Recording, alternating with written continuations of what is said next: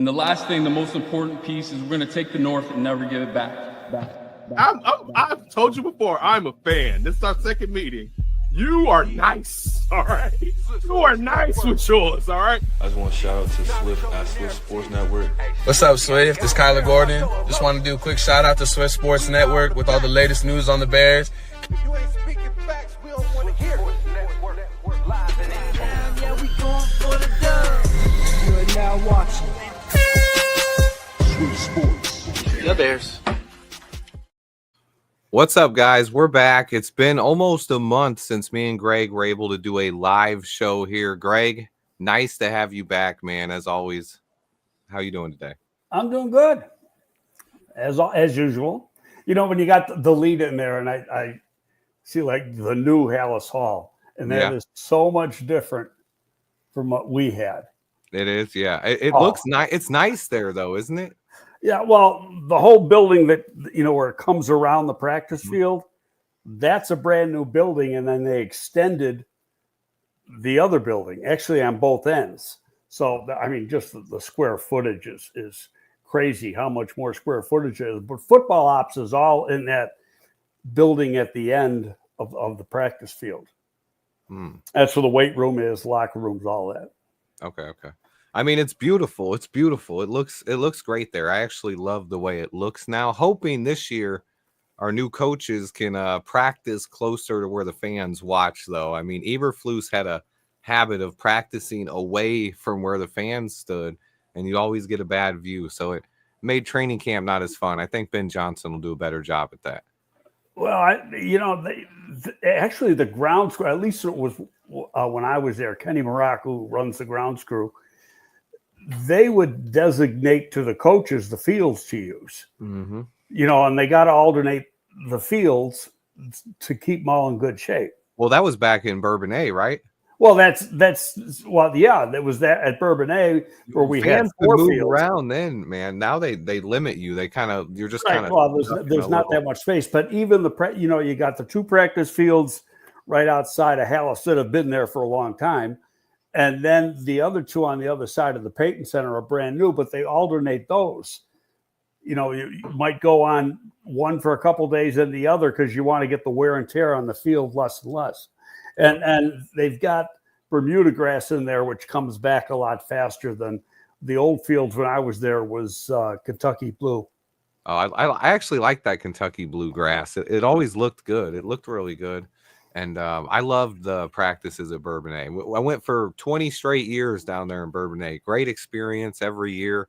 Great time. I feel like the city kind of embraced the Bears. It was kind of a smaller town, but they embraced the Bears, and there were a lot of Bears fans there. So I kind of miss TJ's. Oh yeah, I've been all over the place there. But that bar right on the corner, we used to, we used to get around with golf carts. So and we stayed. There was like apartment complexes just off campus that were really part of campus, and that's where the coaching staff played.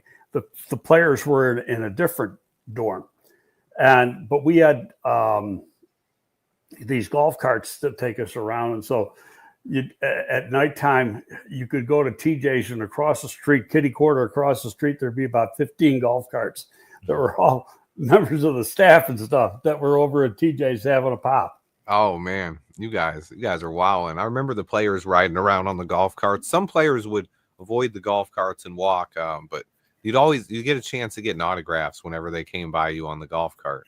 So it was always a good time. But I do miss Bourbonnais. I love how the setup is at Halas Hall. It's beautiful. And then anyone who got a chance to go when we had the joint practices in Indy, that year was at 2020. That was 2020. That was at the Colts complex, right? Or was it at their practice place? It was north. It was okay. Yeah. Okay. I've been there. I've been there a couple times. You know, I went down as Ballard's bet guest because when the first time I went down there, I think was 19. And I went there because I was working for the XFL. I had to go to like 6 different camps. Spent 2 days at the Colts camp, but those 2 days there, they were at right at their regular complex. Yeah. And then I think 2 years later, they went up to that other facility. Okay. But if And we that's ever a multi-purpose facility. I mean, the place is enormous. It's beautiful too. I mean, if we ever get a chance, if the Bears ever go back there, guys in the chat listening, take your time and go over to Indy and go there. I felt like it was closer access than any Bears training camp since back in the Bourbonnais days. You were right there up on the field watching those practices. It was beautiful too. It was kind of like a a Field of Dreams type situation where there were just so many players. There was a beautiful landscape. You could walk up. The injured players were on the other side with kind of on their own field, and you could just walk right up to the field and almost talk to those guys. You didn't want to talk to them too much because they were over there rehabbing, but Tremaine Edmonds was over there. Terrell Smith, I think it was his rookie year that season. He was over there too, but it's a good time there, man. If they ever go back to Indy, I know it was probably a fluke connection, but it was a great time. I was there at their camp when Andrew Luck had gone down. And at that point, they thought he was still coming back. And then like 2 weeks, 3 weeks later, he retired. Yeah, I remember that. Andrew Luck, man. And there were rumors about Andrew Luck coming back to the NFL for years after he retired. Years. No, he got the shit kicked out of him, literally. He's at Stanford now. Yep. His dad took over the XFL for a little bit there. Yeah. And no, what's funny is that we're at we had XFL meetings in Houston. And, his dad was running the meetings and stuff. And this was like right when the news broke that his kid was retiring. He didn't say a freaking word about it. Yeah. Good guy, though. Oliver Luck is really a good guy. Yeah. I mean, and this is right now we're kind of in probably the slowest part of the season when it comes to the Bears off season. There have been a couple moves around the NFL as we get past the June 2nd deadline and teams can now sign players without the guarantees, as much guarantees going into this year. And it doesn't count towards the draft formula. Well, it's really the cutting of players too. Yeah. You can release players, and then the signing bonus doesn't come all into this year. It goes into this year and next year, the remaining signing bonus. But yeah, I think in the last couple of years, when teams got to do that June 1st designation, even though the stuff didn't come off the books until June 1st, the player was gone and free to make another deal. So I think a lot of teams have taken advantage of that. Used to be a lot of cuts after June 1st. There's very, very little cuts this year.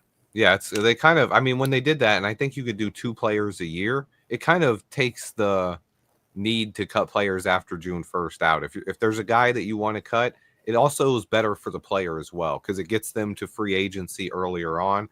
Gives them more opportunities to find. So I think it works better for both ways. I mentioned the other day when I was on with Aldo, we're talking about the UFL, and there's been a couple guys signed, but I think their season is all screwed up. When it was the XFL, we started our season the week after the Super Bowl. Yep. And we were done the first week of May. Yep. And anybody who was on a roster could, go to an NFL roster then and take part in the off-season program or whatever. Well, now everybody's done. And you're signing a guy, he's got 5 weeks off to get his body back together, especially if it was a playoff team because the championship game was just last weekend. But the ability for those players to make a team, I think, is less now than it was under the format we used because they end their season so late. I just don't think it's conducive, for the players. They'd be much better off. And they don't, they want to start later because of the weather. I get that. But if they want to be a minor league for the NFL, in a way, they got to have their start date earlier. The other thing about it is I think fan engagement. When the XFL, I don't know how the UFL did this year, but I feel like when it was right after the Super Bowl, you're still in that mindset of watching football. When the UFL season took place this year, I saw very little advertisement for it. I saw the games were on TV, but I myself didn't even watch much of them. And normally, I'm a guy who watches the UFL or XFL, but I felt like the timing this year was just kind of there's off. one thing they did too that is different. And we had training camp down in Houston. The whole league did when I was there. And then you move back to your home city. And the hotel we were at was the Marriott right on the University of Maryland campus. And we practiced at a sports complex just 3-4 miles away. So outside of DC. And that was the same with all the other clubs, the 7 other clubs. Well, now they're based in Dallas and they stay in Dallas. Mm-hmm. Everything is in Dallas. They travel to the city for the home games. So you don't have that daily update of what's going on with your local team, because, if they play a Sunday night game or a Sunday afternoon game, they're getting into town like a road team on Saturday, the day before the game. And I think that hurts. Not being in the city hurts. Now, I get from the standpoint of cost, it's a lot cheaper the way they're doing it, a lot less expensive, probably a better term to use. But I just think they lose some of that fan interest and fan engagement. When we were in DC, we opened up at home the first week, and it was a little chilly, but it was probably in the 40s. It wasn't that bad. And, that stadium we use, it's right across the street from the baseball stadium in downtown DC. It's a soccer stadium, and it was packed. We had 3 home games when I was there before the pandemic hit, and we sold out every game. Man, how they do there now as far as attendance, I don't know. Yeah. I mean, when it comes to the off season, though, one of the biggest stories right now, I want to touch on it just a little bit. I know we've talked about it a little bit, and you expect there to be some holdouts heading into training camp. Do you still? Not are you as worried much about any of the Bears guys? No, because in fact, I talked about this Monday with Aldo. Okay. I had a conversation with some agents, different agents, different agencies about the second round. And the one guy had been an agent a long time. And he feels that the full guarantees are going to go just around to the Bears pick, which is number 7, and could be a little deeper that, maybe as far as 10. Yeah, that's what I feel too. And then after that, it'll start dwindling. He goes, because you use last year's contract as a basis for each pick. And he was rattling off the numbers. Last year, everybody got at least 3 full years guaranteed in their contract. But, when you get down to like the lower picks in the round, they might have been getting 15, 20% guaranteed in the 4th year. Yeah. And sometimes maybe a little bit less. But he thinks now with the dam breaking, the first 2 picks are full guarantees. He goes, I don't expect it to go past 10. Now, the other agent said, do you expect holdouts? And he goes, well, it's probably worthwhile to hold out, but I don't expect it. You're not doing your client any services holding him out, especially a second rounder. He needs to be in camp. And so, his thought was that where he thought they had different thought bases, he thought they should get full guarantees. He didn't think it was worth holding out over. Where the other guy didn't even think, he goes, look, it might go as far as 10, but that's it. But he goes, somebody's got to give in, meaning sign a contract without a full guarantee in the 4th year.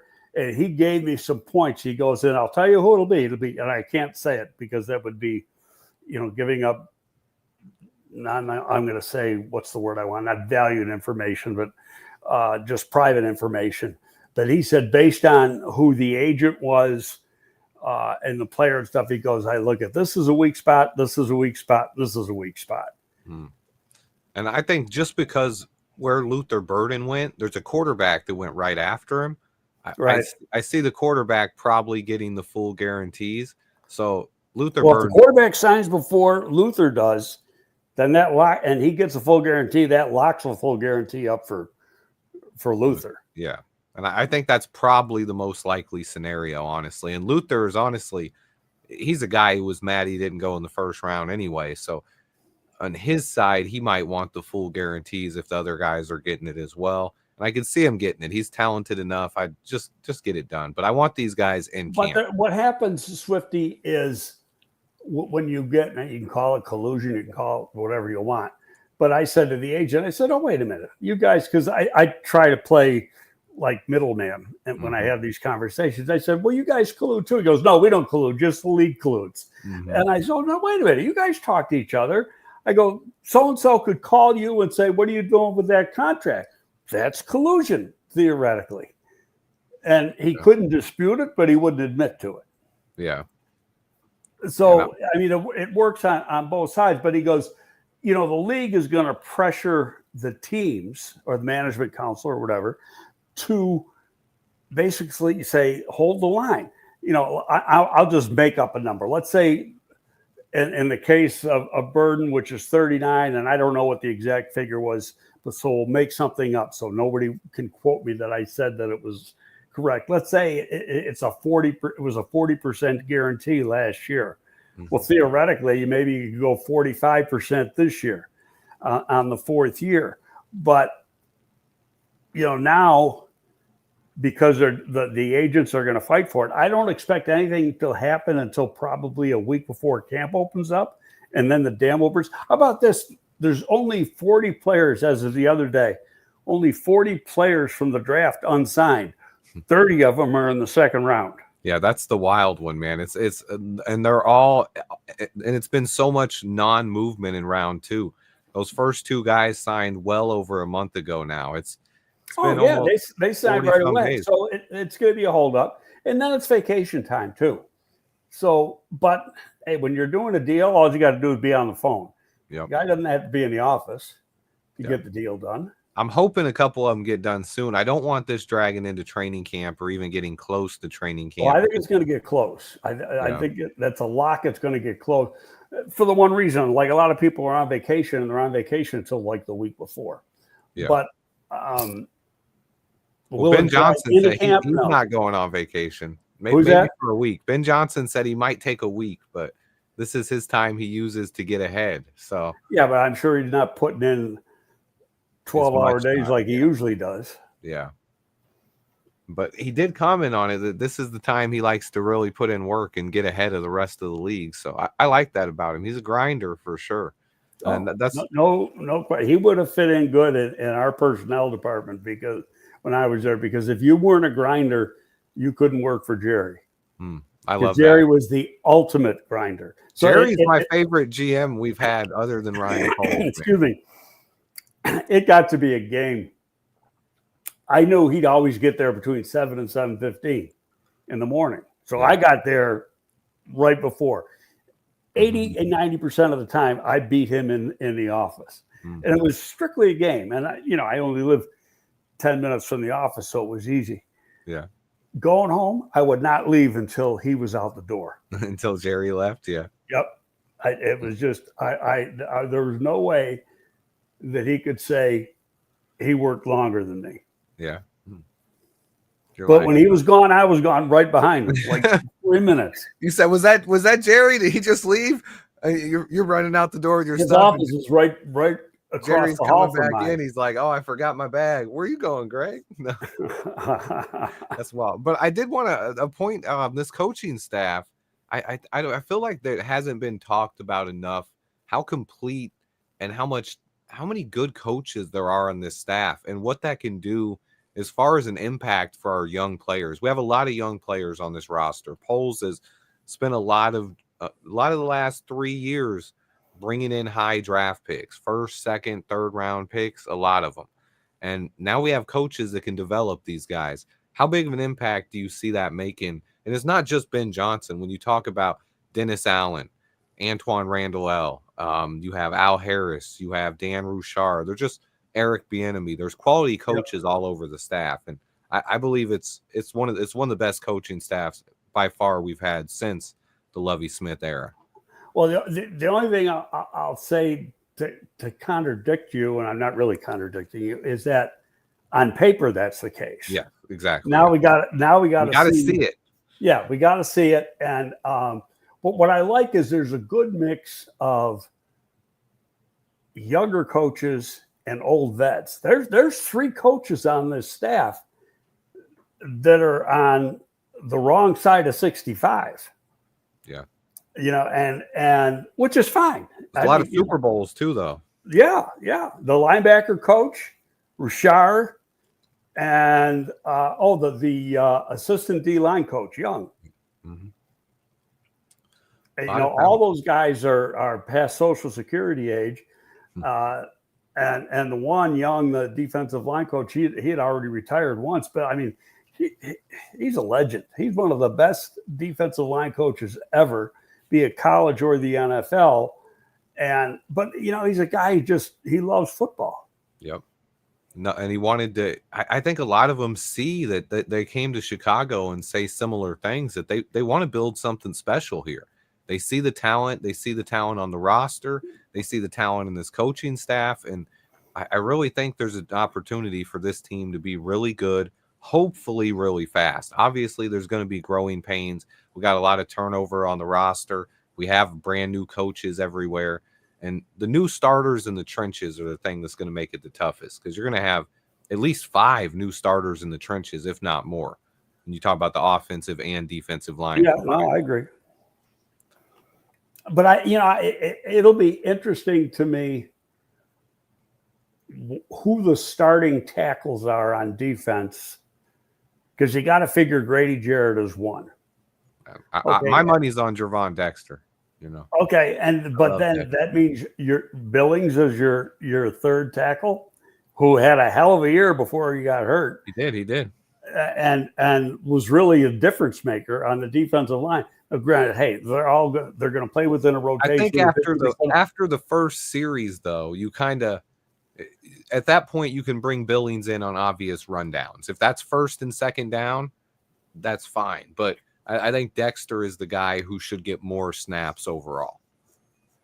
And that could, and what it gets down to, though, Swifty, is it's really it's people want to say I'm a starter, but it's really number of snaps. Yep. And I like Shamar Turner too, man. I mean, yeah, I think I was doing an edge player yesterday for one of the agents, and one of the games that I did was against LSU, and I purposely did that game because LSU defensive line, or not LSU, Texas A&M. One of the games was against Texas A&M, and I picked that game because it was, their defensive line was so strong last year. There's 4 guys on that line that got drafted. So, and 3 of them got drafted real high. So you put that on, you watch this guy. Now, he was playing in this game, he was playing a lot of nose, and really, he played at about 290, you'd never know it. That's a strong dude, and he's really quick off the ball. A lot of athleticism, a lot of power. When he played at 290, he still moved very. It didn't look like he lost a lot of athleticism to when he played. I would say just watching him and then watching him in pursuit, and his play speed might not be as fast as Tommy ran, but it's not far behind. I'm going to say he'd run in the 4.7s. Yeah. Yeah, and I love his potential. I think he's a guy who he could also drop some weight and become an edge rusher. A good question here. Someone asked, who do you think leads the team in sacks this year? My bet would be on either it's 1A, 1B. It's Montez Sweat or Javon Dexter for me. I do think Grady Jarrett is probably the 3rd option, but I think it's going to be Sweat or Javon Dexter, with Grady maybe taking up more double teams. Well, it'll be interesting how he runs that inside pass rush to see that. Theoretically, your outside guys get more sacks. And I think one guy I'm really interested in seeing how he develops. So granted, Dial is going to be probably the starter at that other end, but I think Austin Booker, this is my gut feeling, is going to take a big step this year. Austin and Booker. He's a guy that, I started watching him not quite midway through the 23 season, so going into the 24 draft. And I had no idea he was coming out because at that point, he was a junior, but he was just making plays. And I watched Kansas because Ballard's kid was the backup quarterback, and so and he got into a lot of games that year. And in fact, interestingly, I shouldn't say this because it's probably not for public knowledge yet, but they haven't announced it, but it's thinks this kid got named captain as a pure junior, and he's not a starter, which says something about the kid. Good kid, yeah. I love that. Squeegee asked, do you have it's about Trey Hendrickson trade. Now, I will say the Bengals have re-engaged in contract talks with him. I don't think he's going to get traded, but he's asked specifically. I don't think he's getting traded, period, but one way or the other. They hold his rights for one more year, and they're trying to go as far as they can. He isn't going anywhere. And then there's a rumor that, they got an impasse with Shamar Stewart, so maybe the Bears will trade for him. I mean, where do people come up with this stuff? Yep, I know. I said that one, man. I mean, there was actually some talk. I read an article. Someone else posted an article about him going back to Texas A&M. If he can't. I read someone. The rule is if he went back to Texas A&M, there's something in I don't know if it's in the NFL players agreement or in college, but if he did that, he couldn't re-enter the draft next year. You know how if he holds out and sets out the whole year, he could re-enter the draft? He cannot. But you can re-enter the draft, but he can't go back to school and play. Yeah. He's done playing, which is different. In college athletics, the rules per sport are different. Where, a basketball player can enter the draft and pull out 2 or 3 weeks before the draft, and he can go back to school. That's not the case with the NFL. Once you enter the draft, you're in the draft and you're done with your college eligibility. Yep, 100%. What do you think? What's Luther Burden's impact on this team? I think it could be slow starting off, maybe a little sporadic, but long term, I see him as a dynamic weapon on this offense, a guy who's going to be very similar to DJ Moore, maybe even get some manufactured touches. This is the guy that if you think of what Ryan Pohl's ultimate dream of what Velus Jones Jr. could have been in the absolute best case scenario, that's Luther Burden. I was thinking about this just actually a little while ago because on the NFL Network, this morning they were repeating the Bears Hard Knocks. Yeah. So I was watching some of it, and actually it was the second last episode that I turned it on, and it's when Velus had been switched to running back during camp, and then he had a 39-yard touchdown run against Kansas City, I think. And, it was and right away I thought Ben Johnson mentioned, we could even use him at running back when he was talking about Luther. Yep. So, that just entered my mind that they could, like you said, create ways to get him the ball without interfering with some of the other stuff. Because don't forget, you got Loveland, and you're going to want Loveland and Komet in at the same time because one's a Y and one is an H. And then you got Rome and DJ. Right. And so it's like somebody's going to be sitting for some plays. It's just the way it is because of the number of players they have. Instead of having Swift in the backfield there, you bring in Luther Burden, and just like you can with a running back, you have the option of putting him in motion and then lining him up like a wide receiver. But you can start him in the backfield, and it just gives Ben Johnson more options of things he can do. Right. You could put him in motion and have an empty backfield. So, yeah, there's a lot of things you could do, and you could theoretically give him the ball. He did carry the ball a few times at Missouri. It's not like it's foreign to him. Yep. Good comment here by J2K. He says DJ, Rome, and Komet will get the most targets early, and then Loveland and Burden are going to take time to build trust with not only Ben Johnson, but Caleb Williams, get some rapport with him. I honestly think I think it's going to be Rome Odunze.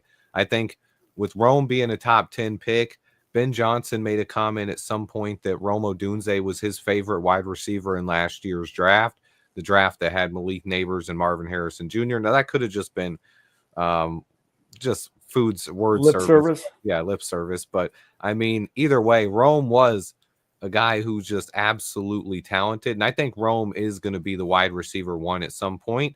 I do expect DJ Moore to have a big year, but look out for Rome Odunze to lead this team in touches. I could see it.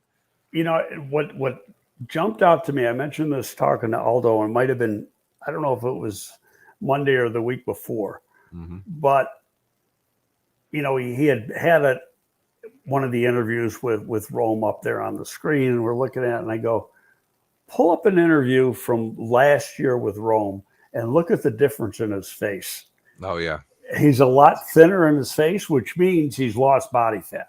Yeah. And well, he says he's bigger, but he's lost body fat. Yeah. He built his upper body. He made, there was an article I read on it where he talked about it, where he didn't, in college, he didn't get as much press, and guys weren't as strong at grab. And he said the other thing is, like, guys are grabby, and like they would do little grab movements that don't get called for holding or pass interference, you know, but guys are so strong that it affected him more getting off the line and in movement when he got tugged on and grabbed, that he wanted to build his upper body. So that was his big thing that he focused on this off season. And he said, big difference. His upper body's a lot stronger. He thinks he can beat press coverage. He can beat guys in the physical contested situations. He can body guys often better. So he put in a lot of work on that and his route running. So I think he's going to have more confidence as well. But I love Rome. It's a proven fact too, Swifty, is that when fast guys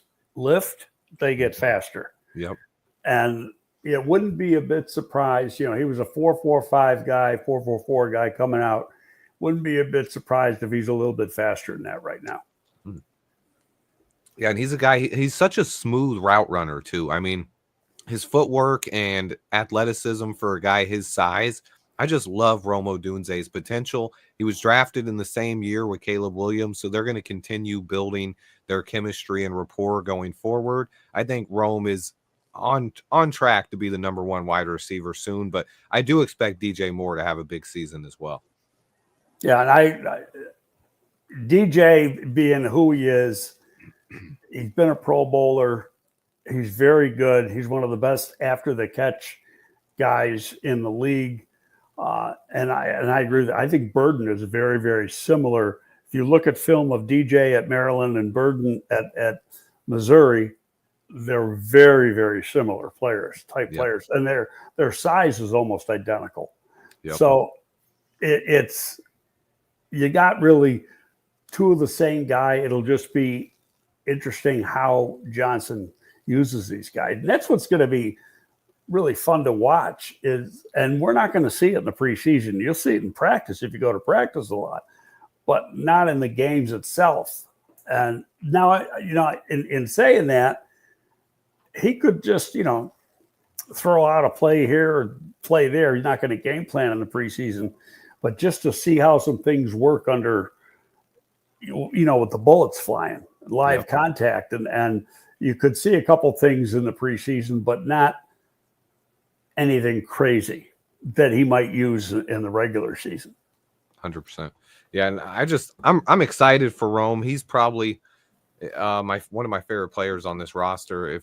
If I was out there, he's just a guy in this offense. You compare him, Rome, Luther, and DJ. There's just so many things you can do with them. J2K had commented that DJ Moore fits that Amon-Ra St. Brown role perfectly, but I think Rome Odunze also fits that role, and he can be an X receiver. But Luther Burden also profiles as a slot guy. So I think we're going to see all three of those guys moved around a lot. And then you mix in Colton Loveland. And this offense is just going to have a lot of dynamic weapons. And Ben Johnson's going to be able to be even more creative than he was in Detroit, where most of the time there at wide receiver, he had Amon-Ra St. Brown and some journeymen. Now, Jameson Williams came on late and finally had a breakout season last year, but most of his time in Detroit, he didn't have stud wide receivers, and he definitely never had this kind of trio of wide receivers in Detroit. So it'll be fun. What he had, though, was with Williams and when he started to come on, because he came out of college hurt, if you recall. So, but torn ACL, so. Yeah, he had like unbelievable speed, though. He's faster than any guy the Bears have. But, you mentioned Amon-Ra St. Brown. DJ is a lot faster than St. Brown could ever think about being. Mm-hmm. St. Brown is quick. He didn't time very good. He jumped good, but his time was like 4:57, 4:58, something like that. People thought he'd be a 4.5, 4.48 guy, something like that, and he ran a lot slower. And that's why he lasted later in the draft than he did, because he didn't run good. Yep, those slow 40 times, man, they really kill wide receivers in the draft. Absolutely. It's a stopwatch-driven position. Yep, for sure. But I am excited about this offense. I think we're gonna have fireworks, and I think it's just gonna be a really fun offense to watch. Is there anything that you think that you're excited to see when we get to training camp this year? It's really how it all comes together, because what they were like throwing a whole playbook at them during OTAs and the off-season program. Now you got to really focus on what you actually want to use, and you're going to change things week to week on how some plays look, and you might create matchups where 1 week DJ could be the Z receiver, and another week he could be the slot receiver, and do the same thing with Rome and with Luther. So it's how they use these guys. And Loveland is so athletic that he can play outside or in the slot too. So it's just going to be interesting how it all comes together. And being that the young guys, both Luther and Loveland, did not really participate in the off-season program from a physical standpoint, even though they did mentally, how quickly can they grasp everything? Yeah, 100%. And like you said about Loveland, he's a guy who you could have him line up in the slot as your big slot receiver. You could have him be the X receiver at sometimes. You could have him line up as a traditional tight end. You can put him at fullback. He's a guy who he's going to line up all over the place, and he's a mismatch almost anywhere you line up with him. And you saw a little bit of that when you watch Ben Johnson tape in Detroit. He moved Sam Laporta around a lot. In the goal line, in the red zone, he would use him as that big X guy a lot and throw jump balls up to him. He'd also have him as that big slot guy a lot. So you've seen a lot of that. And he's not anywhere near as big as Loveland is. Yeah. He's he's like 6'3" 3/4. Loveland's got 2 full inches on him. Mm-hmm. And more athleticism. He can jump higher as well. So yeah. Levante asked if we could see Tyler Scott at running back. I do not know. Tyler Scott is too small. Tyler Scott is like he might weigh 185, but he looks 165. Yeah, and I also don't think he's as dynamic. You want guys at the running back, even if they're going to touch the ball out of the backfield, you want them to be dynamic with the ball in their hands. And those guys, the guys on our roster that fit that bill, there's DJ Moore, there's Luther Burden. And then you could maybe even do that with Rome Odunze, but Tyler Scott, no, I'm not doing. I'd maybe do. You could do Olamide Zaccheaus maybe, but Tyler Scott. No, that's just he's got to try to make the roster as an outside receiver and really have a big camp if he wants to do that, because our wide receiver room right now is pretty loaded. No, it'll be interesting to see who makes it. Yep, we got guys like Miles Boykin. Devin Duvernay, who's going to make it, I believe, due to his special teams prowess. Right. So I had the guy who's a 2-time Pro Bowler. Mm-hmm.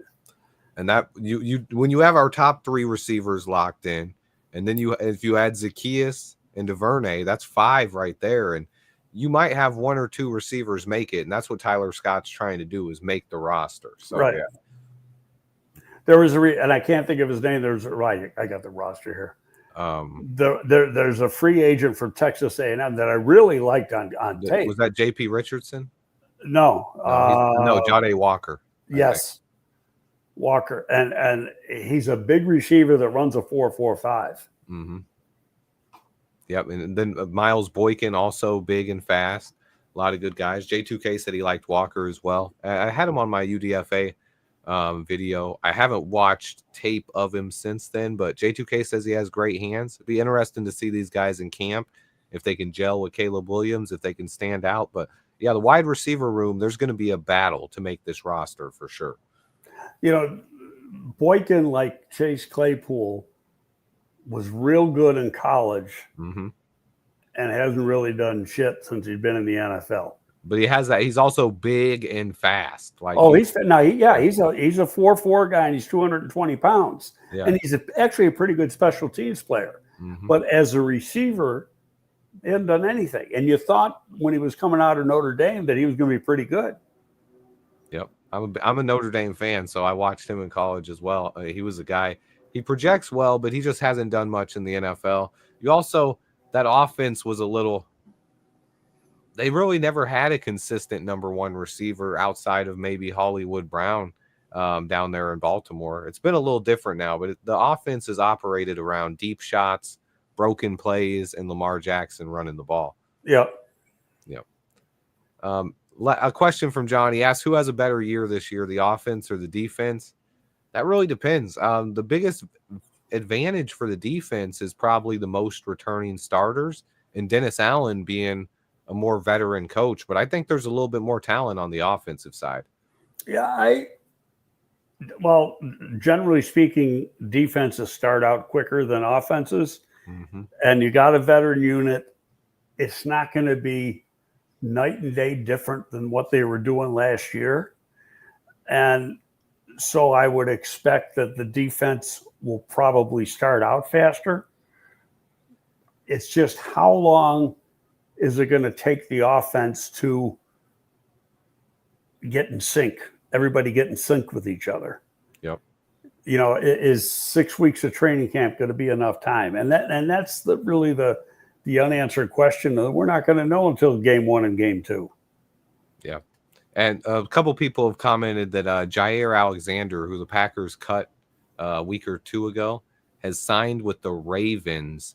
Good to see Jaire Alexander out of the NFC North. He was always a guy who he kind of was one of those guys who trolled Bears fans and always had good games against the Bears. So I'm glad to see him gone. Anything that hurts Green Bay is good for me.